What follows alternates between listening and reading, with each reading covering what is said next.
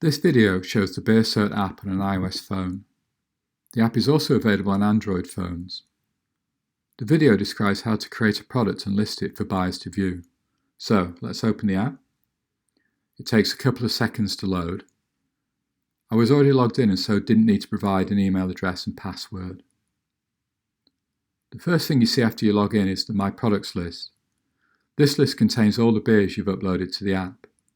If a beer in this list has a quantity available and today's date is within the availability period, then it's currently being shown to the buyers who log in on their side of the app. If not, then you'll see a banner across the listing which says either sold out or expired. I'll explain these terms later in the video. For now, we want to add our latest core beer to the app. Tap the plus sign on the bottom right of the screen. This loads the Add Product form. The first thing we need to do is upload an image. This would usually be the graphic specifically created to represent the beer to customers, or if not, possibly a brewery logo, or just an image that contains the name of the beer. You will need to have the image stored on your phone. Alternatively, you could capture it now with your camera if you want to show a pump clip, bottle or can. So tap Add Photo. In this demo I have an image already, so I'm going to tap Gallery and select the image. And then I'm going to tap Done. So the next thing I want to do is provide a product short description, i.e. the name of the beer, and I'm calling this one Mersey on the Rhine.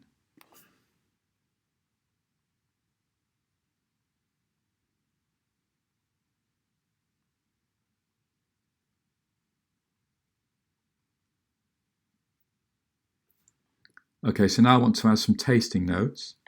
I've already written mine and I've copied them to the clipboard, so I just need to paste them here. So I double tap, tap Paste.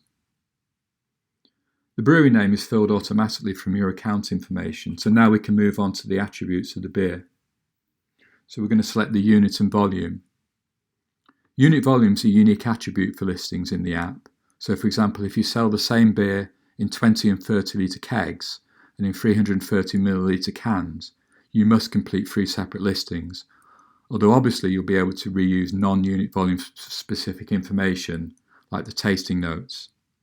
So the unit for this one is a key keg and the volume is 30 litres. So I tap on unit and I select key keg, and then the list of volumes is limited by the selection of key keg, so I'm going to choose 30 litres.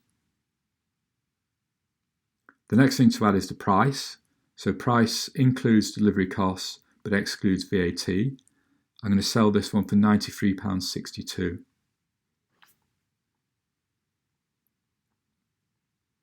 And tap Done when I've finished. So this beer is a Kolsch and we're going to specify that style here. So I tap on the style list and I scroll down and I look for Kolsch.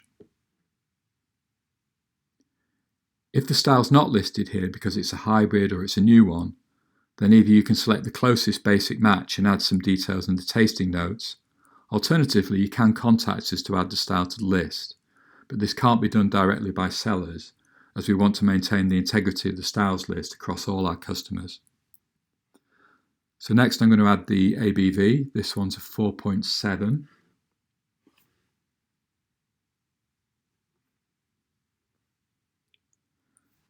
Availability refers to how the beer fits into your product set. Are you doing it seasonally? Is it a collaboration? And so on. In this instance, the Kolsch is going to become a core beer that we offer all year round. Next, we need to specify whether we're providing a pump clip. This defaults to yes. So we indicate yes here, then the customer knows to expect it with their delivery. Next come dietary requirements. Are there any dietary attributes that apply to the beer, such as is it gluten-free, vegan? None indicates that the beer is not vegetarian, vegan or gluten-free. In this case, this beer is vegan. Next, I specify settlement storage, which is another free format field, where you can indicate to the buyer whether a keg requires a particular connector, any seller requirements and so on. So I'm just going to say this one requires a key keg connector.